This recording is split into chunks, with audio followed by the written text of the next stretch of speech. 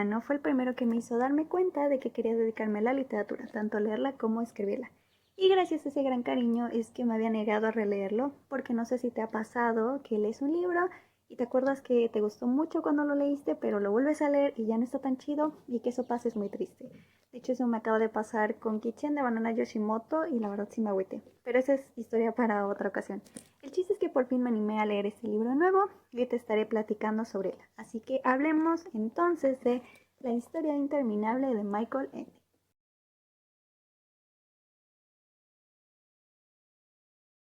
Esta historia comienza una tarde de lluvia en que Bastián Baltasar Box entra a una librería huyendo de los niños que lo bulean. Allí Bastián conoce a Karl Conrad Korender, un librero gruñón que regaña al niño por dejarse maltratar.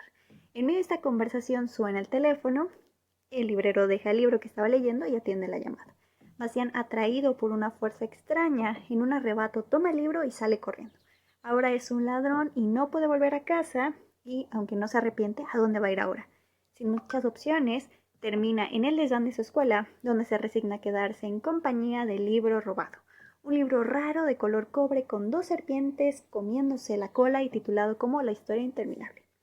Bastián comienza a leer y se encuentra con la historia de Atrello, un joven cazador de la tribu de los Pieles Verde, quien es enviado a la gran búsqueda para traer el remedio que sanará de una terrible enfermedad a la emperatriz Infante, gobernante del reino de fantasía. Y el reino, justamente a causa de la enfermedad de la emperatriz, se encuentra en peligro de ser devorado lentamente por la nada. Conforme avanza la lectura de Bastián, sin saberlo, se irá metiendo cada vez más en fantasía hasta ser arrastrado al reino y deberá ayudar a salvarlo. Con esta síntesis puedes ver que La historia interminable es una novela de fantasía, aventuras y hazañas heroicas, pero es ante todo un libro sobre los libros y una obra sobre el poder transformador que tiene la lectura.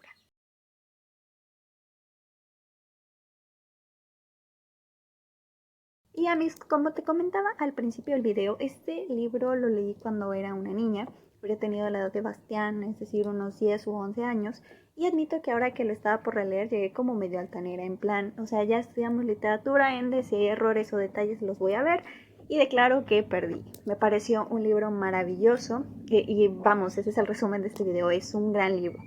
Sí tiene sus cosas que ya no me gustaron tanto, pero aún así estaba leyendo en la oficina en medio del caos porque había como por ahí algunos problemas, y yo en verdad me sumé un problema más porque estaba preocupadísima por Atrello y por Bastián.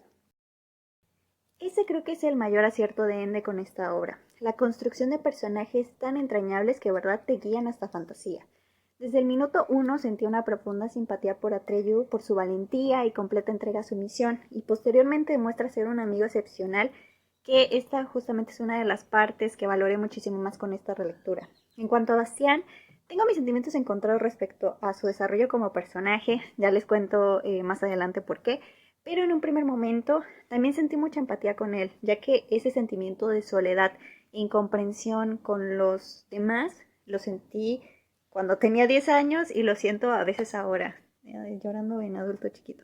El otro gran punto que me encantó en mi primera lectura y me sigue maravillando ahora son las reflexiones metaliterarias que se echa mi compadre Ende. Obvio, en los primeros acercamientos que tuve a esta novela, pues no sabía qué era lo metaliterario y todo eso, pero sí considero que es una de las primeras cosas que salta a la vista para cualquier lector al leer La historia interminable, y es que este es un libro sobre los libros. Ende plantea a lo largo de toda la novela preguntas como ¿qué es lo que pasa con un libro cuando está cerrado? Y propone que los personajes están a la espera de que el lector accione todo el mecanismo del libro con su lectura, es decir, habla del papel activo de los lectores, lo cual es una idea muy compleja que se ha abordado desde disciplinas como la narratología, como es el caso de Roland Barthes, quien expone que un texto no está determinado por las intenciones del autor, sino por la interpretación que hace el lector a partir de sus experiencias y conocimientos. Ahora, obvio, Ende lo dice de manera más divertida e interesante que Barthes, pero al final pues es una idea muy similar, y Ende lo lleva todavía más al extremo, porque no solo hace partícipe a Bastián de la historia que se narra, sino que también lo hace con los lectores de la historia de Bastián. Es decir, por eso les digo que es como una compleja caja metaliteraria que es muy sorprendente, porque además no te das cuenta, cuando te das cuenta ya eres parte de la historia. Y eso fue lo que me conquistó en primer lugar de esta novela. Sin darte cuenta, como les digo, terminas involucrado en estas aventuras y de alguna manera participas del rescate de fantasía y de la emperatriz infantil.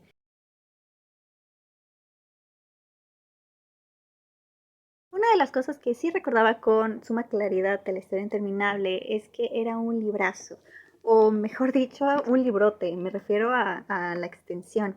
Me acuerdo que después de ver la película me comentaron que el libro estaba en la casa y cuando lo vi me pareció enorme. Y yo juraba en mi memoria infantil que este libro tenía como 1000 páginas, pero al revisarlo ahora, esta edición que tengo pues solo tiene 419. Que a ver, para una persona que apenas está empezando a leer, pues obviamente sigue siendo una barbaridad. Sin embargo, lo que quiero decir es que ya no me pareció tan largo como lo recordaba.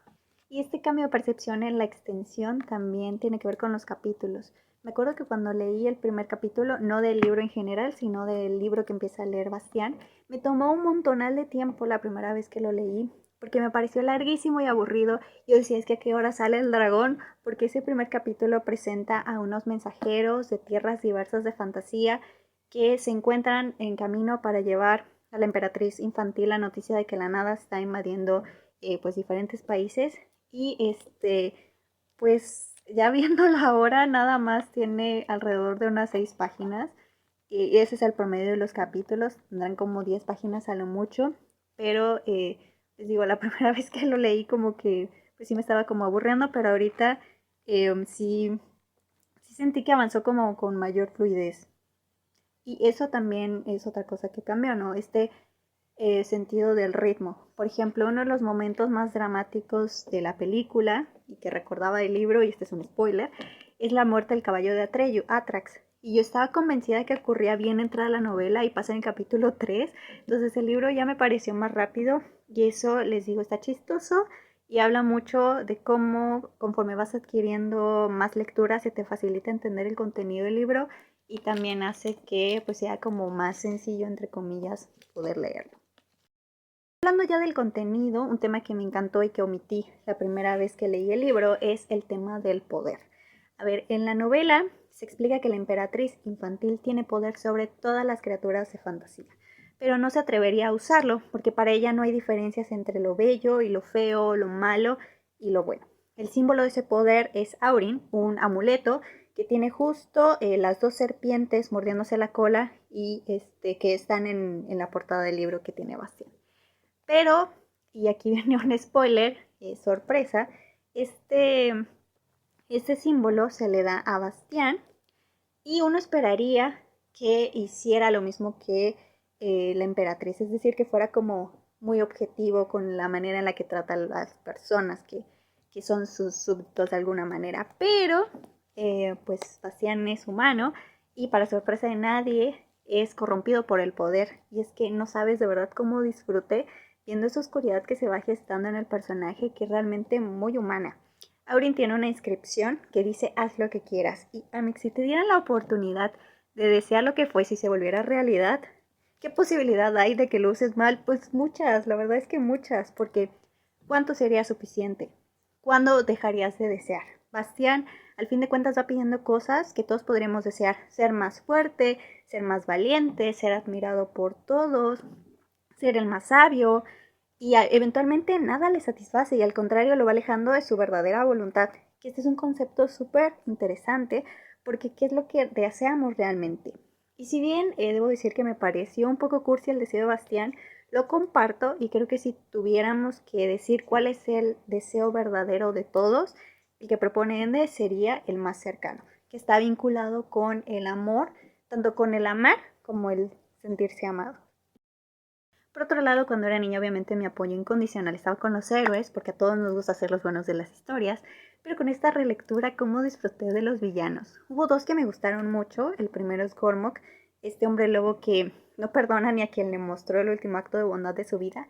Y el otro es Hajide, una hechicera intrigosa capaz de destruir una amistad muy bonita con tal de alcanzar sus propias aspiraciones. Pero bueno, si de villanos hablamos, ninguno de estos se compara con Bastián, que como te decía, el protagonista va sufriendo una transformación oscura que esperaba con muchas ansias, porque, y aquí también otro spoiler, uno de los pocos detalles que recordaba la historia, es que hay un momento en el que Bastián se pelaba con Atreyu y estaba de que ya deja de hablar y pégale, porque de verdad es una pelea 10 de 10, de las mejores peleas en el anime. Me encanta como el dramatismo. De hecho, aquí también hay otro spoiler. Yo recordaba que Bastián tenía una espada y que esa espada tenía como una suerte de, pues no de maldición, pero sí como de, pues contraindicación, que no la podías desenvainar. Ella tenía que como que saltar a tu mano o solamente podía ser utilizada cuando estuvieras en peligro. Entonces en esta pelea hay un momento en el que Bastián la desenfunda y se vuelve completamente oscura su ropa y bueno, imaginársela esa escena es, la verdad les digo, maravillosa. Y bueno, la pelea es maravillosa en sí misma, pero me gusta mucho que a nivel simbólico nos habla mucho también de la degradación del personaje, que es necesaria justo para que se dé la gran revelación del final. Me gusta que paulatinamente vamos viendo cómo es que Bastián va perdiendo sus memorias y aparentemente está haciendo el negocio de su vida, ¿no? Porque está pagando con sus memorias de cuando fue un tipo descrito como gordo, pusilánime y cobarde para convertirse en lo que siempre soñó. Pero justamente las memorias, le guste o no, pues forman parte de lo que es él. Entonces, de alguna manera está abandonando también su propia identidad.